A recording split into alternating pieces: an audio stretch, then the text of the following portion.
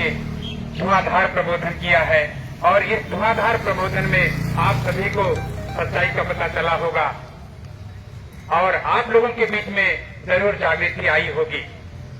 साथियों, ये जो राष्ट्रीय आदिवासी एकता परिषद है, वाम से भारत मुक्ति मोर्चा का एक ऑफशूट विंग है, एक संगठन है और इस संगठन ने पूरे मूल निवासियों को जगाने के लिए संकल्प लिया है। आज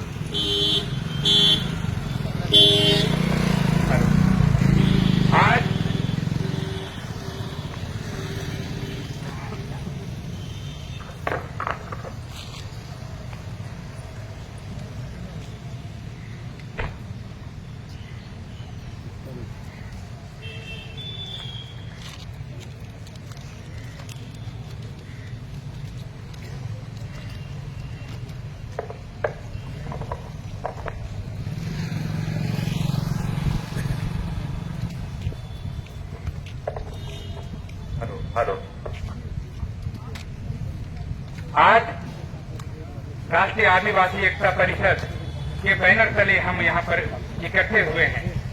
आज हम लोग 21 मुद्दों को लेकर के प्रोटेस्ट मार्च करने जा रहे हैं। मैं अपना वक्तव्य देने से पहले हमारे समाज में जो जन्मे महापुरुषों को नमन करता हूँ और डॉक्टर बाबा साहेब को विशेषकर नमन करता हूँ, क्योंकि उन्होंने ये जो संविधान है हम लोगों को लिख करके दिया और उसी संविधान के आर्टिकल 19 में हम लोगों को ये अधिकार दिया कि आप असंवैधानिक जो कार्य हैं उसके प्रति प्रोटेस्ट कर सकते हो, सभा संबोधन कर सकते हो।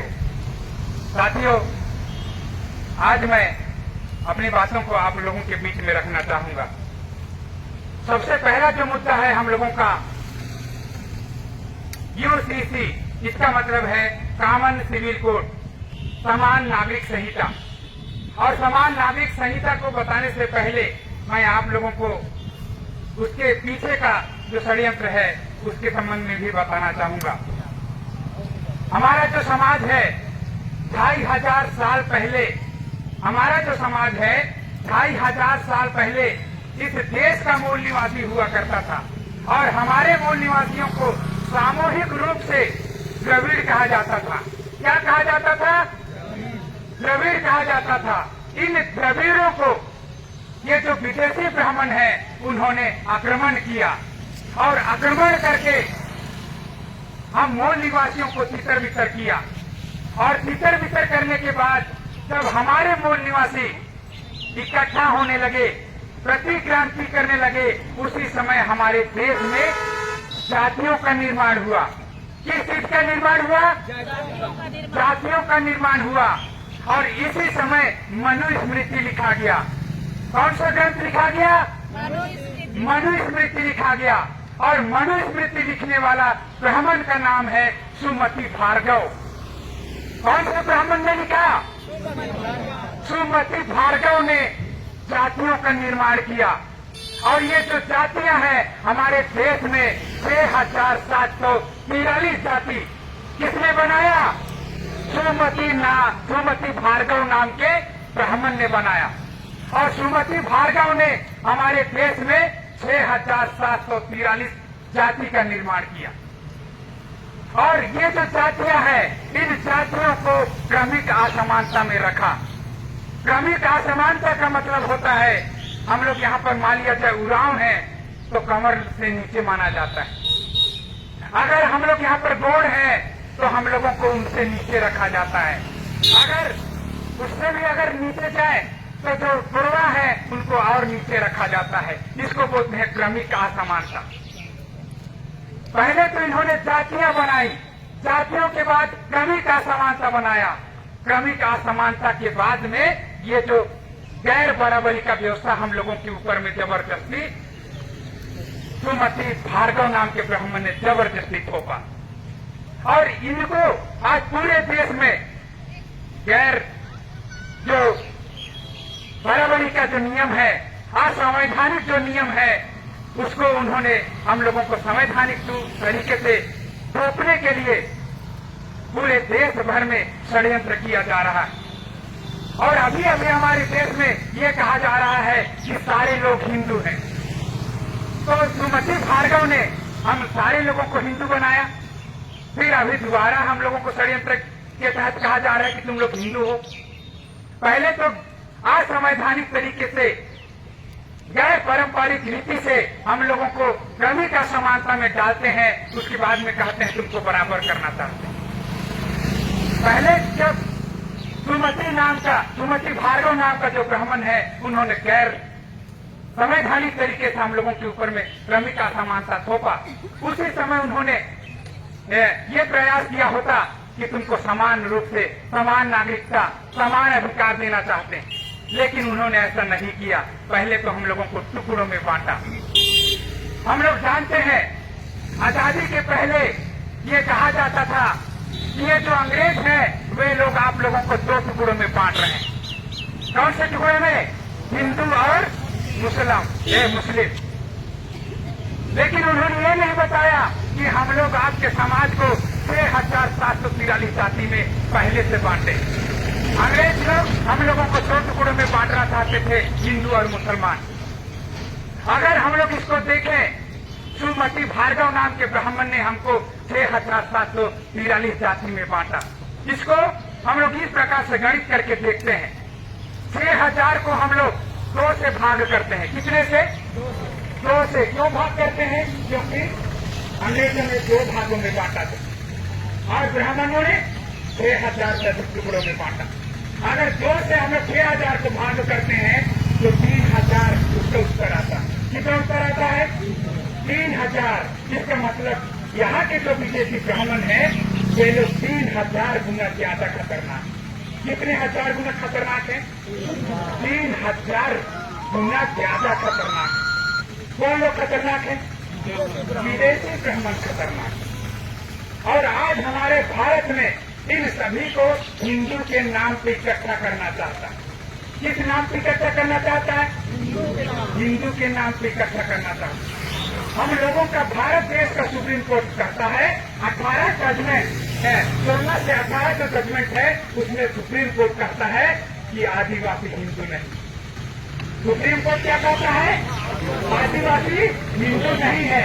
लेकिन ये जो ब्राह्मण लोग हैं वो क्या कहते हैं? आदिवासी हिंदू है। इसका मतलब ब्राह्मण षड्यंत्र कर रहा है। ब्राह्मण क्या कर रहा है? षड्यंत्र कर रहा है। आज आदिवासियों को 100 जंगल जमीन का मालिक कहा जाता है। आदिवासियों को क्या कहा जाता है? 100 जंगल जमीन का मालिक कहा जाता है। बाबा साहब ने संविधान लिखा। संविधान के आर्टिकल 342 में लिखा, जो लोग शैक्षणिक रूप से पिछड़े हैं। कैसे पिछड़े हैं? शैक्षणिक रूप से, माने शिक्षा में पिछड़े हैं। बाबा साहब ने आगे लिखा, जो आर्थिक रूप से पिछड़े हैं। कैसे पिछड़े हैं? आर्थिक रूप से पिछड़े हैं। जिसके पास में सोना चांदी रुपया पैसा धन दौलत कम है, वो लोग आर्थिक रूप से पिछड़े हैं। कैसे पिछड़े हैं? आर्थिक रूप से पिछड़े हैं। फिर आगे लिखा, बाबा साहब ने लिखा, जिनका अपना टेरिटोरियल पोजीशन है, जिनकी अपनी रूढ़िवादी परंपरा है, ये लोग आदिवासी हैं। ये लोग कौन है? आदिवासी है। तो आदिवासी कितने हैं? 850 से अधिक लोग आदिवासी। 850 से अधिक जाति के लोग क्या है? आदिवासी है। इन्हीं आदिवासियों को बाबा साहब ने आर्टिकल 13(3) का में लिखा। आर्टिकल 13(3) का में लिखा, ये जो आदिवासी लोग अगर बैठ के कोई भी नियम, कोई भी कानून बनाते हैं, उसे सुप्रीम कोर्ट, हाई कोर्ट कोई भी नहीं काट सकता है। यहीं पर आदिवासियों को बाबा साहब ने आर्टिकल 13(3) का में रूढ़िवादी परंपरा के तहत कानून बनाने का अधिकार दिया। क्या दिया? कानून बनाने का अधिकार दिया। यहीं पर बाबा साहब ने कहा कि ये लोग मूल निवासी हैं और मूल निवासी लोग अपने लिए अलग कानून बना सकते हैं। अपने लिए क्या बना सकते हैं? कानून बना सकते हैं। तो ये जो कानून बनाने का जो नियम है, उसको जैसे भारत का संविधान लागू हुआ, लागू करने के लिए नवी अनुसूची बनाना पड़ता है। क्या बनाना पड़ता है? नवी अनुसूची बनाना पड़ता है। तो आजादी के 75 साल में ये जो नवी अनुसूची है, बना पाए हम लोग? नहीं बना पाए। और नहीं बना पाने के कारण आज हम लोग अधिकार वंचित हैं। क्या है? अधिकार से वंचित है। आज पूरे देश में राष्ट्रीय आदिवासी एकता परिषद 850 से अधिक जाति के आदिवासियों को जगाने का काम कर रहा है। जब आदिवासी पूरे देश में जगेगा तो अपने अधिकारों को मांगेगा कि नहीं मांगेगा? मांगेगा ना। तो जब आदिवासी धीरे धीरे जाग रहा है तो ये विदेशी ब्राह्मण क्या कर रहे हैं? कॉमन सिविल कोड लागू करेंगे। क्या करेंगे? कॉमन सिविल कोड लागू करेंगे। कॉमन सिविल कोड का क्या मतलब है? अभी तक में नियम क्या है कि हम लोग आदिवासी एरिया में कोई भी ब्राह्मण बनिया हमारा जमीन नहीं खरीद सकता है। लेकिन जब कॉमन सिविल कोड आएगा तो आप लोगों का जो टेरिटोरियल पोजीशन है, रूढ़िवादी परंपरा है, वो खत्म हो जाएगा और उनके नियम के अनुसार पूरे देश में चलेगा। और जब उनके नियम से चलेगा तो उन लोग अपना नियम हम लोगों के ऊपर में थोपेंगे कि थोपेंगे ना। तो जब उनका नियम हम लोगों के ऊपर में लागू होगा तो हम लोग बराबर हो गए क्या? हम लोगों का वहां नियम नहीं चलेगा, उन लोग अपना नियम थोपेगा। इसका मतलब क्या है? समान हुआ कि नहीं हुआ?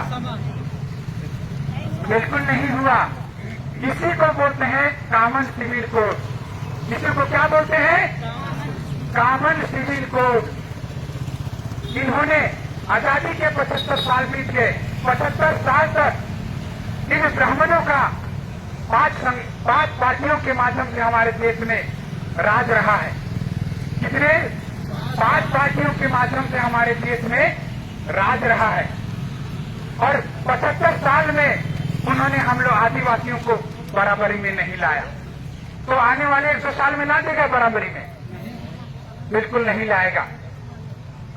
जैसा कि नरेंद्र मोदी ने अपने 9 साल के कार्यकाल में उन्होंने जुमला फेंका और उसी जुमले में हम लोग फंस गए। हम लोग क्या हो गए? फंस गए। हमारे भारत के जो गृह मंत्री हैं अमित शाह ने कहा कि ये तो जुमला था, ये झूठ था, ये ठग था। अमित शाह ने कहा। जुमला को हम लोग क्या बोलते हैं? झूठ। उसका हम लोगों के देहाती भाषा में बोलते हैं ठगचर, झूठवाचक। बोलते हैं कि नहीं बोलते हैं? तो अमित शाह बोलते हैं नरेंद्र मोदी जो बोल रहे हैं उसका जुमला। क्या है? जुमला है। तो आज उसी जुमले में फंस करके हम लोग सोचते हैं कि हम लोगों का राज आएगा, हम लोगों का राज आएगा, हम लोगों का राज आएगा। कब आएगा राज? कभी नहीं आएगा। अभी आप लोग देख रहे हैं मणिपुर में वहां पर आरएसएस बीजेपी के 60 विधायक हैं। कितने विधायक? 60 विधायक हैं। और हमारे आदिवासियों के 30-40 विधायक। कितने विधायक? 30-40 विधायक।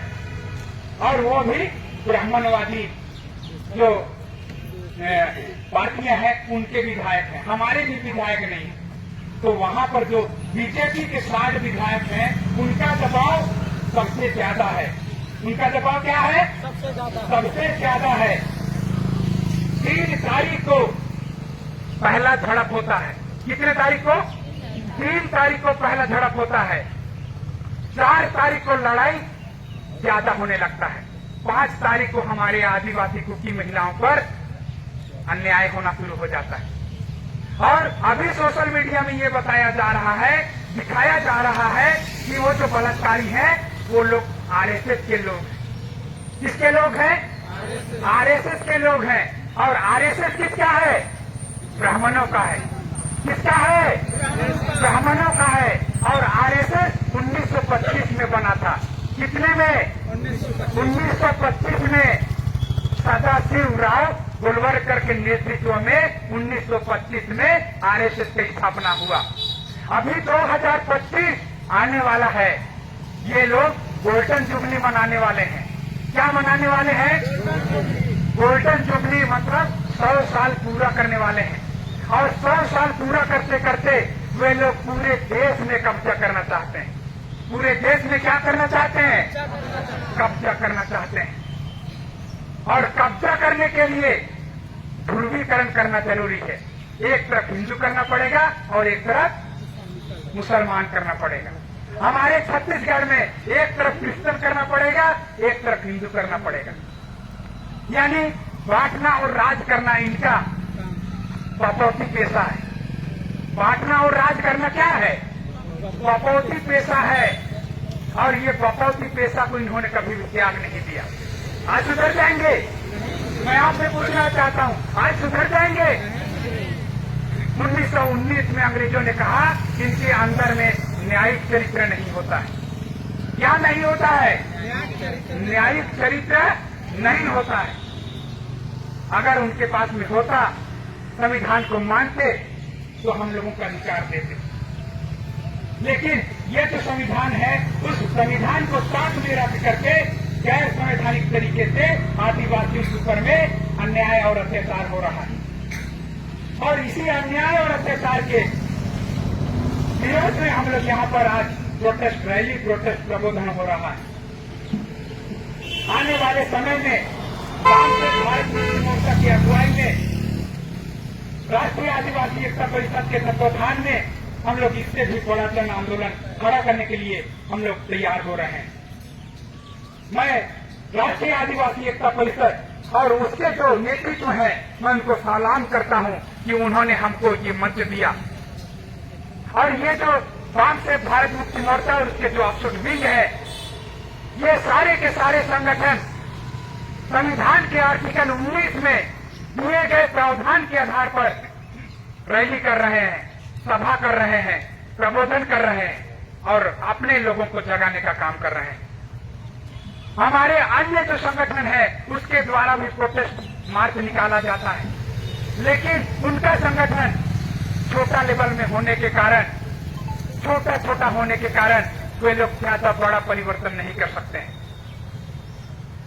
बाबा साहब डॉक्टर भीमराव अंबेडकर ने कहा, शेड्यूल कास्ट फेडरेशन में कहा कि तुम लोग केवल आदिवासी लोग इकट्ठा आओगे तो तुम लोगों की समस्या का समाधान नहीं होगा। केवल शेड्यूल कास्ट के लोग अगर अकेले अकेले आप लोग लड़ाई लड़ते हो तो आप लोगों के समस्या का समाधान नहीं होगा। अगर ओबीसी लोग अपने अधिकारों के लिए थोड़ा सा इकट्ठा होते हैं तो अपने अधिकारों का समाधान नहीं कर पाएंगे। तो इसलिए बाबा साहब ने संविधान के आर्टिकल 340, 41 और 42 में कहा, तुम लोग इकट्ठे हो जाओ। क्या हो जाओ? इकट्ठे हो जाओ। और जब तुम इकट्ठे हो जाओगे तभी तुम्हारे अधिकारों के लिए आप लोग लड़ाई लड़ सकते हो।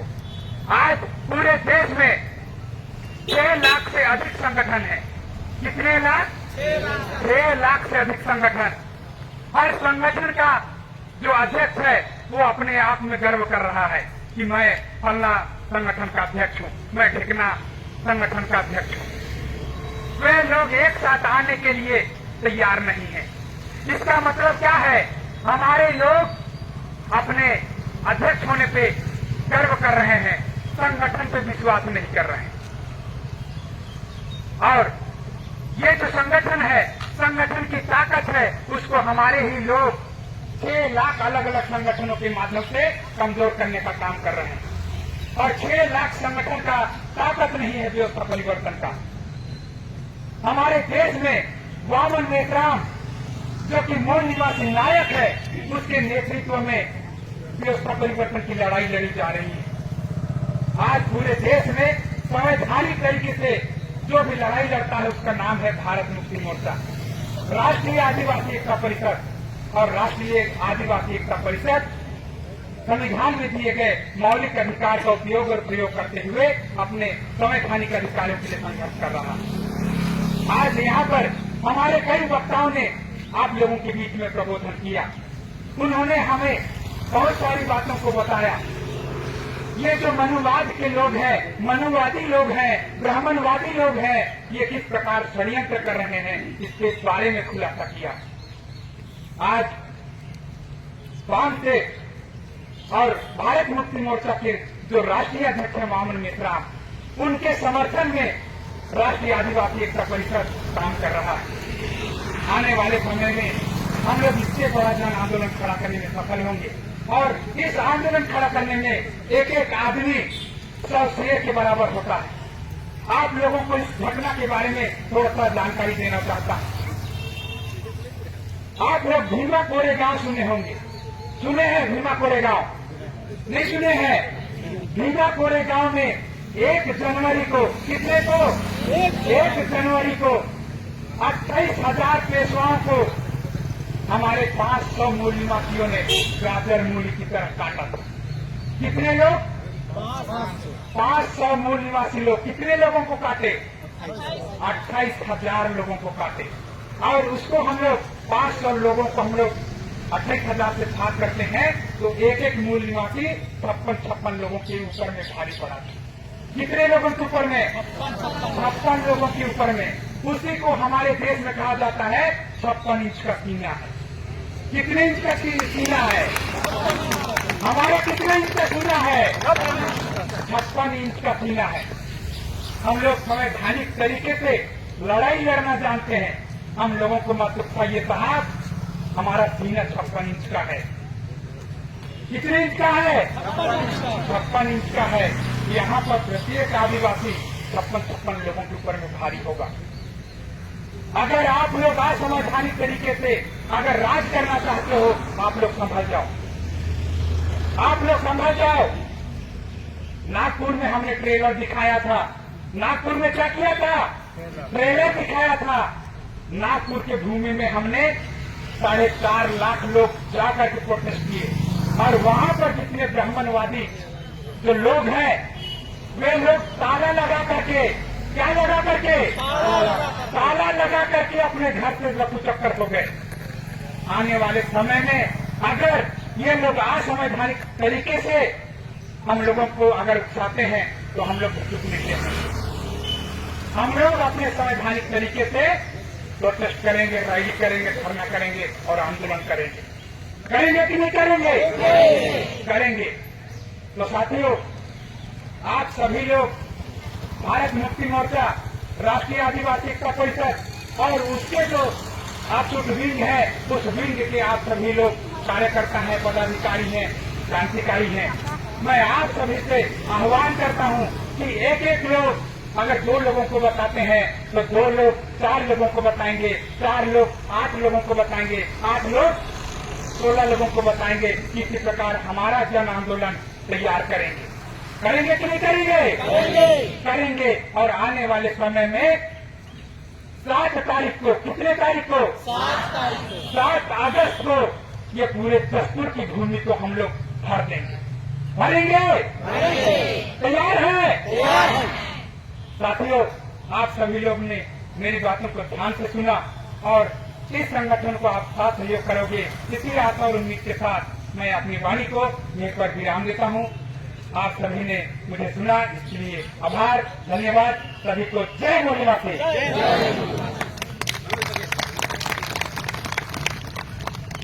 साथियों, हमारे बीच में है माननीय मनोज बघेल साहब, जो कि लगातार अपने छत्तीसगढ़ में परिवर्तन यात्रा लेकर के परिवर्तन का आगाज हम लोगों के छत्तीसगढ़ में उन्होंने किया था। मैं ऐसे क्रांतिकारी साथी माननीय मनोज बघेल को आमंत्रित करता हूं, वे भी हम लोगों के बीच में अपनी बातों को रखें। अभी समय थोड़ा सा कम है, समय का विशेष ख्याल रखें। धन्यवाद। धन्यवाद सर। साथियों, आज राष्ट्रीय आदिवासी एकता परिषद के आज तीसरा चरण का जो आंदोलन है, धरना और रैली का, उसमें हमारे राष्ट्रीय स्तर के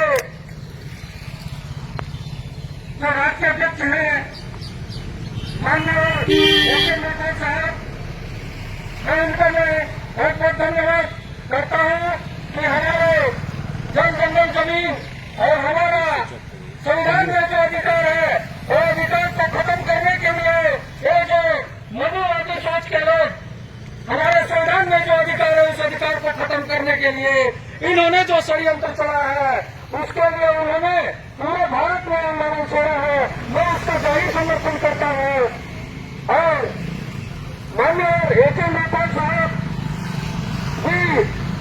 कागज के पीछे थे, उन्होंने अपनी नौकरी को कुर्बानी देकर आज हमारे आदिवासी समाज के जो जल जंगल जमीन है, हमारा अधिकार है, उसको बचाने के लिए उन्होंने अपनी जिंदगी का कुर्बानी दी। इसलिए उनको बहुत बहुत धन्यवाद। साथियों, आज विषम परिस्थिति हमारा मूल निवासी समाज में खड़ी हो गई है। आज साथियों, मैं आप लोगों को कहना चाहता हूँ कि जो मणिपुर में जो हमारे आदिवासी महिलाएं हैं, उनको पूरा उनका कपड़ा उतार के समाज में उनको घुमाया गया। हर जमना ऐसा हमारे भारत देश में जो शासन वर्ग है, उनके द्वारा हमारे साथ अन्याय करते हो रहा है। आज हम जीवन में मेहनत करके अपने की काम करते हैं और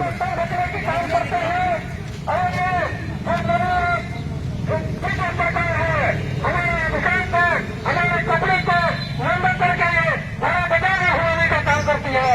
इसलिए साथियों, हमारे वन सम्मान अक्षुण को बचाने के लिए हमको स्वयं क्रांतिकारी बनना होगा। हम दूसरे के हाथ कपड़े में बंदूक लगाकर हम लोग दुश्मन को मारेंगे तो असंभव है।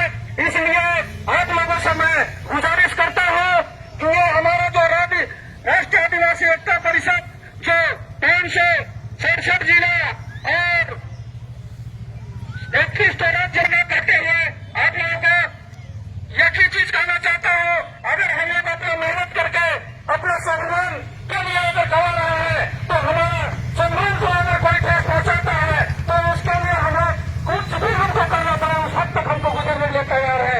इतना ही कहकर आप लोग भी तैयार रहेंगे, ऐसा विश्वास